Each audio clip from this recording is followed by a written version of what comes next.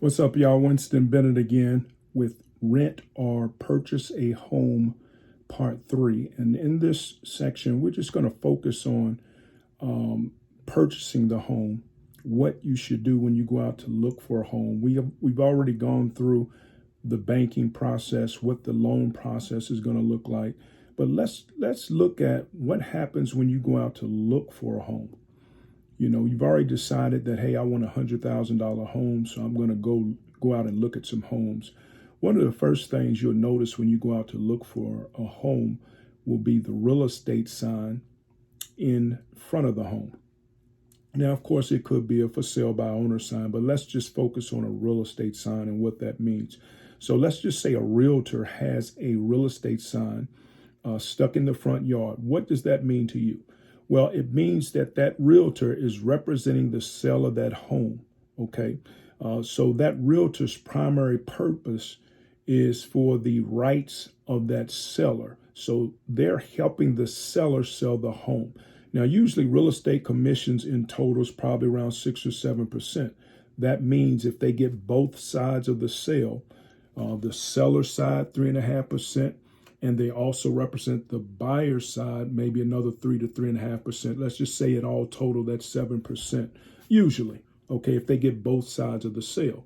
But from a buyer's standpoint, if you go in and you see a sign and you're just out in the neighborhood looking, and then you go back and you call on that sign, one of the first things the seller's agent is going to ask you is, do you have an agent? Okay, do you have an agent?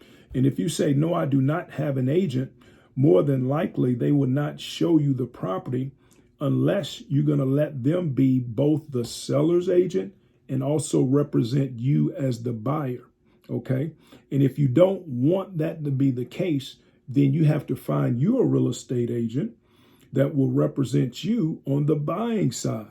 Okay. And I've seen it done both ways. I've seen people see a property, they call the property, they want to get in right away. They don't have an agent. They say, look, you can represent us too. You represent the seller, you represent the buyer. You're going to end up making 7% if this deal goes through. But in most cases, what you'll find is a buyer wants somebody that has a fiduciary duty to them, versus them and the seller that's looking out for your interest, that will let you know that, hey, this roof is 50 years old. If you purchase this home, more than likely, you're going to have to change the roof out at some point in time. That real estate agent that represents you will let you know, hey, the appliances in this house is, 30 years old. The oven may go out as soon as you buy it. The refrigerator may go out. You know what I'm saying? Your washer and dryer may go out. These are all things that you have to think about when you purchase a home. That's your ownership. Now, by rights, the bank, unless you pay cash for a home, the bank still owns the home. And you'll find that out if you renege on the payments. The bank will foreclose and take it back. Okay, so you just got ownership rights and yet don't own it yet until you pay it off. How many people actually pay off their home during the course of their life? Overwhelmingly, there's more people that don't pay it off, may not have the means to pay it off, and end up passing away before they're able to pay off. Some people are able to pay off their home during their lifetime, others are not. One of the things we didn't talk about was this fixed rate loan versus variable rate loans. And I don't want to get into that too deeply. Most people would tell you the best loan that you can have is a fixed rate loan, a 30-year fix or a 15-year fix, something that's fixed. What do they mean by fixed? That means that the interest rate won't change during the course of the loan. Now, what will change is if taxes go up. We talked about your loan payment being equated to principal and interest, taxes, and insurance. What could change? Taxes and insurance could go up. Okay, so that's the part of your payment. If you got a fixed product, a fixed rate product, that's the part that could change. Your principal and interest won't change in a fixed rate product. Okay, so that's the benefit of having a conventional fixed rate loan, your principal and interest is fixed over the life of the loan. So that's very important. So we're talking about going out and looking at a home. We see the sign in the yard. We see that that sign has a real estate agent name and phone number on it. We call them. Real estate agent says, do you have a realtor that's representing you? No, I do not. Now I got to decide, okay, am I going to go out and get me a buyer's agent that's going to represent me?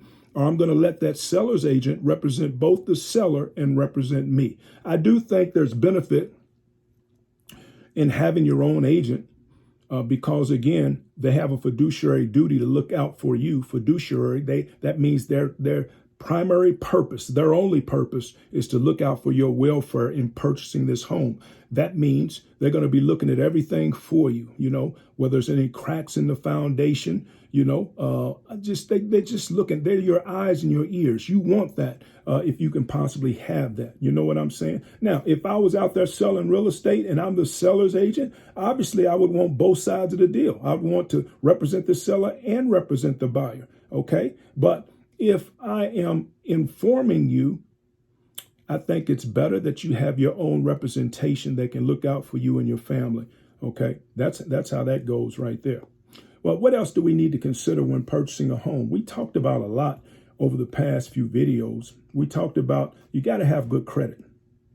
That's one of the number one things that will start off the process is if you've got good credit. That's why we pay our bills on time.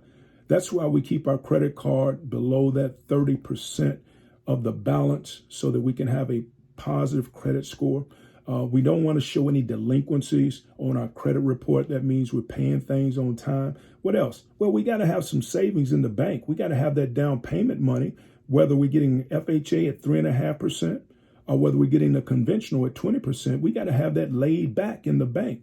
Not only that, but you got to have other closing costs. What do you mean closing costs? Well, there's a certain price for each interest rate that you choose. So if you choose an interest rate, or if the bank says I can get you an interest rate of 7.25%, that's going to be their price for that interest rate. Whether that's $3,000, $4,000, $5,000, they're going to charge a price to get you that interest rate. Okay, and that's going to all come to the closing table when you close on the loan.